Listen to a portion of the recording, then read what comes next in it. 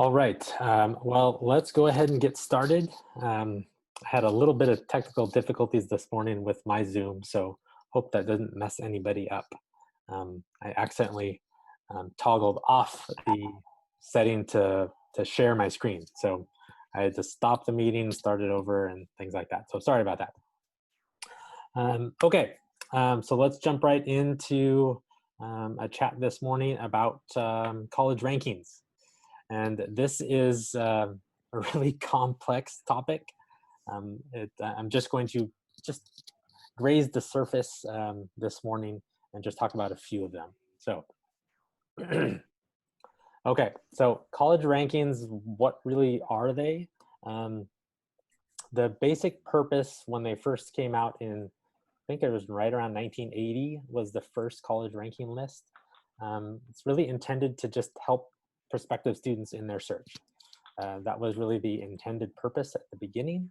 And in large part, it stayed that same way, but now there's all sorts of organizations that have jumped into college rankings.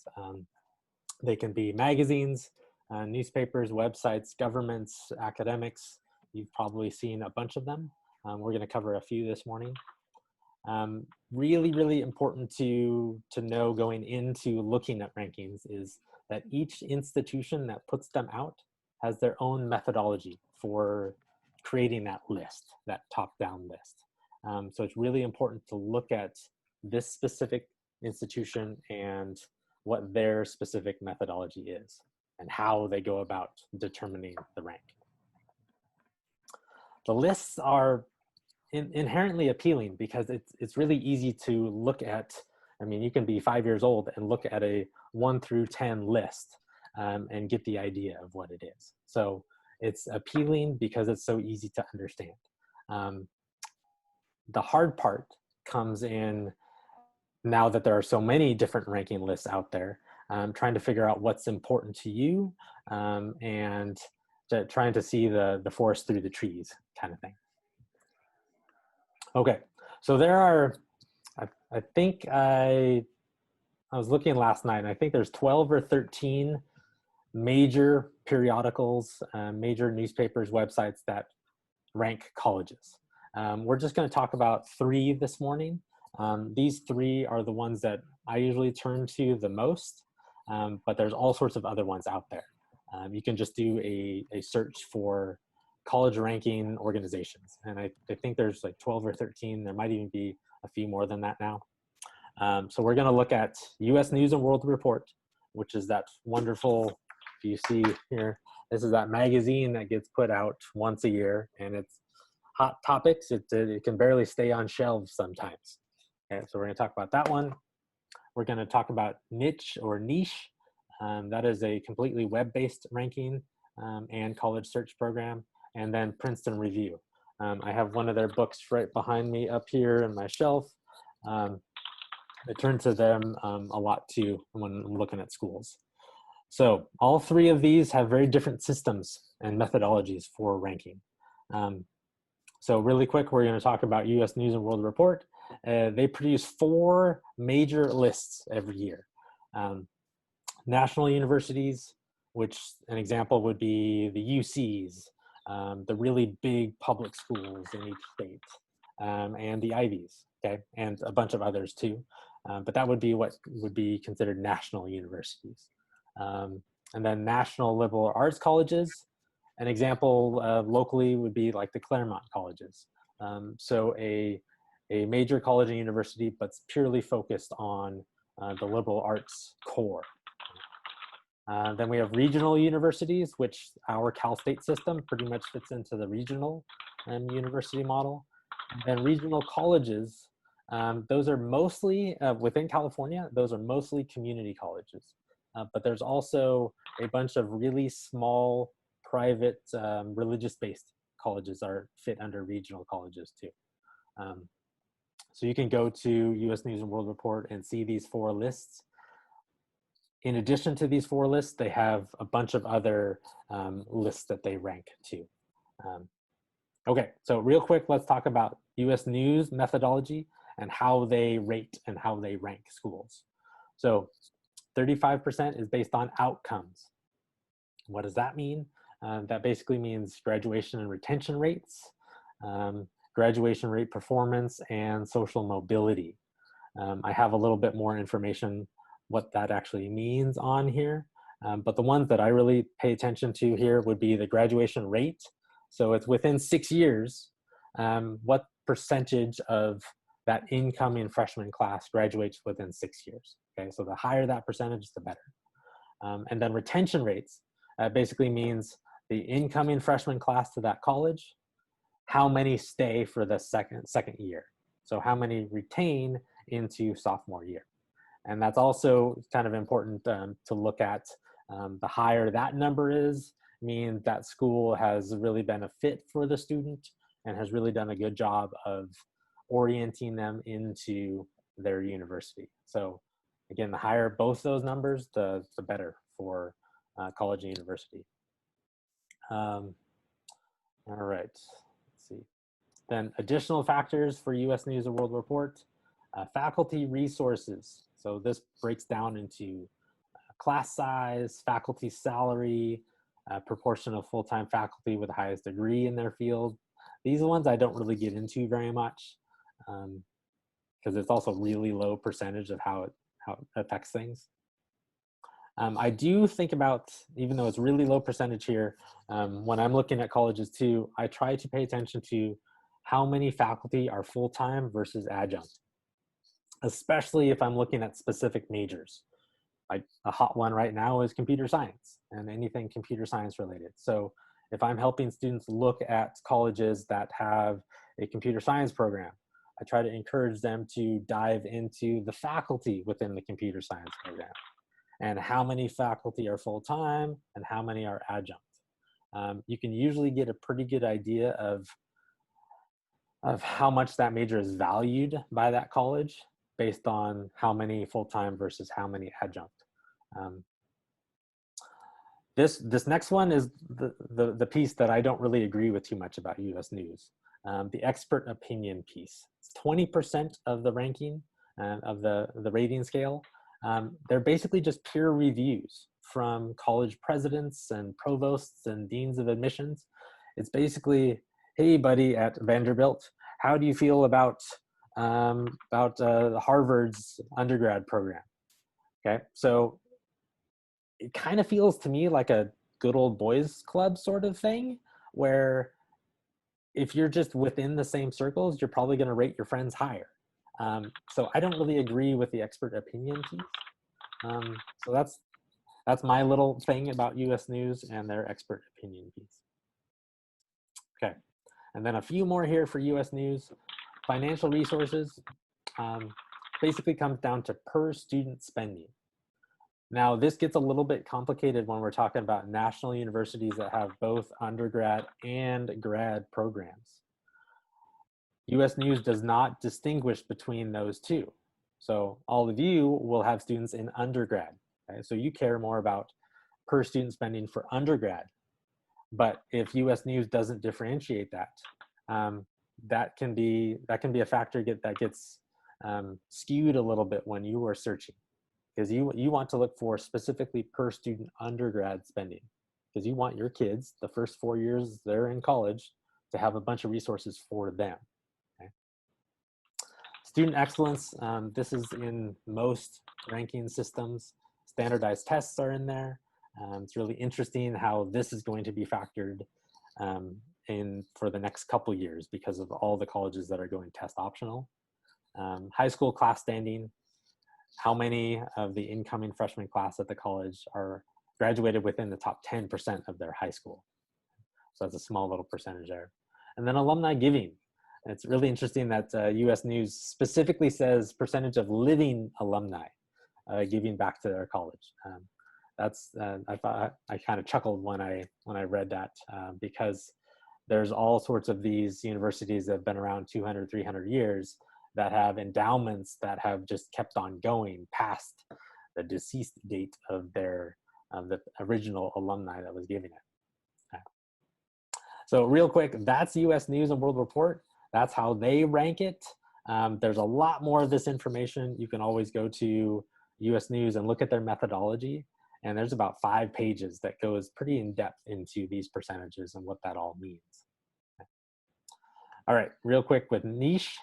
I tend to gravitate a little bit more toward niche because it's a blend of hard data and student surveys and student reviews. So it's a blend of both. So I tend to gravitate a little bit more towards this one. So they create a ranking list and provide letter grades for each university. The letter grade methodology and how they come to that is very complex. So it was a little too complex to talk about here. But again, I would just go to their website and look up methodology.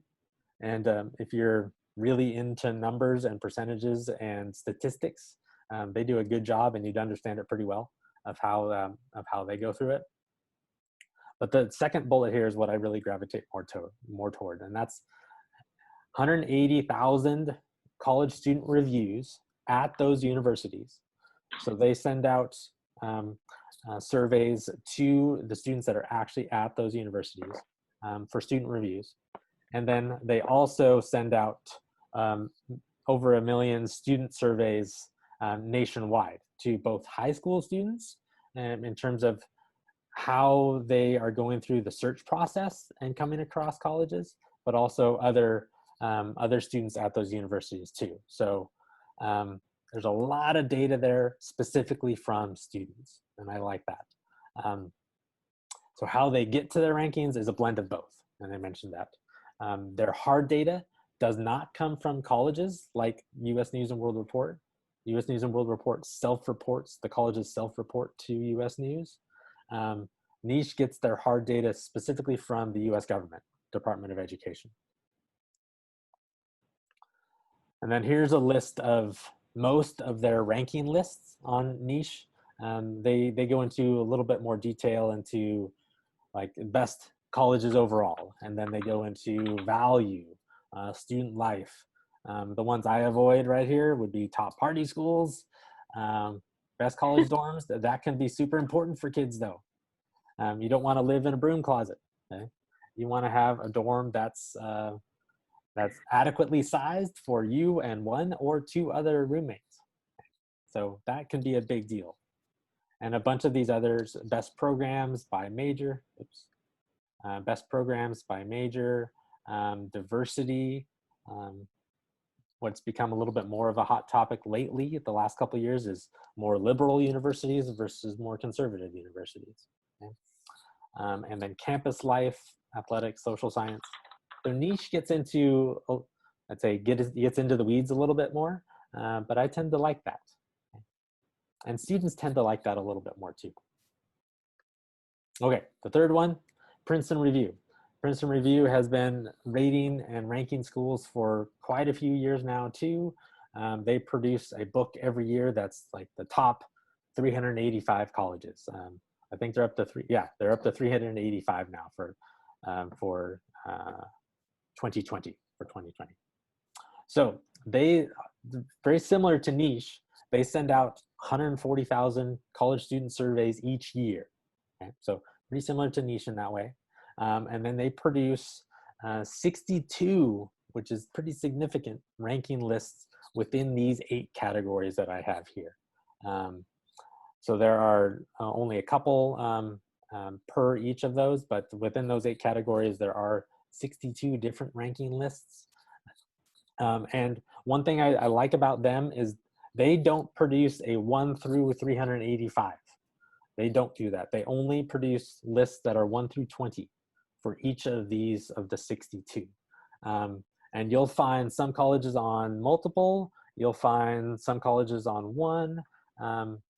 I tend to like this one too, along with Niche. These are the 2, Princeton Review and Niche are the ones that I usually go to the most when I'm helping students if they're really either fixated on ranks or if they just want to see what these various lists look like. Okay, so again, there are about 10, 11 other ranking lists, like US Money magazine does one, Forbes does one, again, there's multiple ones out there. Um, they will all have different methodologies, so it's really important to pay attention to that. Okay, so a couple of thoughts on this and considerations if you are looking at these ranking lists. Absolutely, I've said this 2 or 3 times now, research the specific methodologies that each one of these organizations uses to determine their lists. And then try to come up with what factors do they consider important match what you consider important. So I put here, and I mentioned this a little bit earlier too, I think, and I gravitate more toward graduation rate. So how many graduate within those, so they give 3 different graduation rates. How many graduate within 4, 5, and 6 years? So what percentage of that class comes in and graduates within 4 years? Because that comes down to money. If they're graduating within 4 years, you're only paying tuition and cost of attendance for 4 years. But if they're there a 5th year, if they're there a 6th year, that just adds more money to you. Okay. Retention rate, I mentioned that earlier too. I think that's also important because if you're going to a school, you want to be all in if it's a good fit. And so hopefully you will be there 4 years and then you will retain into that sophomore year. Value, this is a huge one. Starting back to the recession in 2008, 2009, value of college. If you're paying $50,000 tuition every year, what is going to be your ROI, your return on investment after those 4 years? Are you going to go into a job that you only make $50,000 a year? So that ROI is not that strong. So based on the value of the school, what's going to be your return 4 years later? Being in the College and Career Center and really wanting to see students launch after high school and launch after college, career services is super important to me. How good of a job does that college do with preparing your student for what's next after their 4 years of undergrad? So their job preparation, their internships, their student research opportunities, all of that I find super, super important because I want students to go to college and be at that college, be prepared for whatever they want to do next. Okay? So career services is really big for me, but it might not be for you. I don't know. So think about the methodologies from each of these ranking systems and then what factors are important to you and your students, of course. And then please just use rankings as one part of this whole college search process. It's not the beginning and the end, it's one part of it.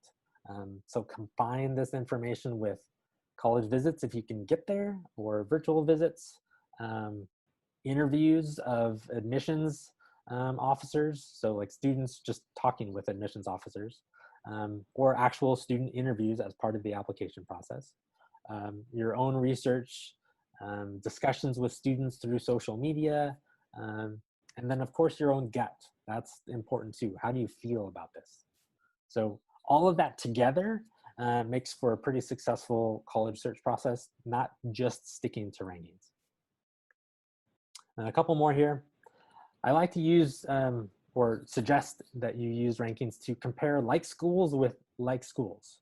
So example of comparing University of Oregon to Loyola Marymount, they are so different that it's really hard to compare. Okay? So if you are looking at University of Oregon, which is a large public school, compare that to UC's, or compare it to University of Washington. You're comparing like schools in terms of size, in terms of research opportunities, even a little bit in terms of location. I mean, they're all West Coast kind of thing. So compare like schools with like schools.